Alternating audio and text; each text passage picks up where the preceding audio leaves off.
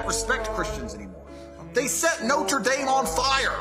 People walk around with t-shirts. Jesus is gay in TVs. They're making fun of Christianity on TV. They're mocking your God in front of your face, and Christians don't say a word. They spit on him, and they took the reed and struck him on the head. And when they had mocked him, they stripped him of his robe, and put his own clothes on him, and led him away to crucify him. When he was reviled, he did not revile in return. When he suffered, he did not threaten, but continued entrusting himself to him who judges justly. For I have given you an example, that you should do just as I have done to you. Truly, truly, I say to you, a servant is not greater than his master, nor is a messenger greater than the one who sent him. Christianity is not Islam. Christ told us to follow him through persecution and that we would suffer for his sake.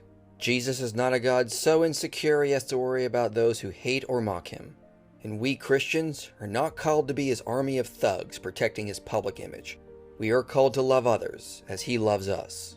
For God did not send his Son into the world to condemn the world, but in order that the world might be saved through him.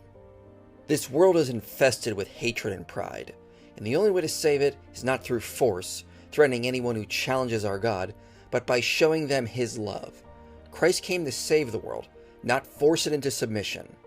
While we were his enemies, Christ died for us, and now we are called to show that exact same love, and that is what will make the world a better place. And so it's no wonder that research shows Christianity correlates with a decrease in interstate armed conflict, as well as correlating with more civil liberties, democracy and education, political stability, and citizen empowerment, whereas Islam correlates with none of these things and actually correlates with an increase in interstate armed conflict. Jesus knows what it is to be hurt by religion, what it is to be the least of us, and what it is to suffer as one of us. He willingly left his throne and lived the life we all should have lived, but died the death we all deserved. That is a God I can follow. That is a God I can give my life to.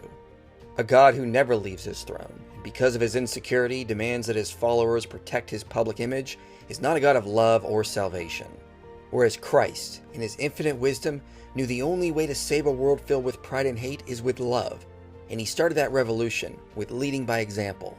That is why we don't go after people for burning buildings that can be rebuilt, or wearing t-shirts that don't harm anyone.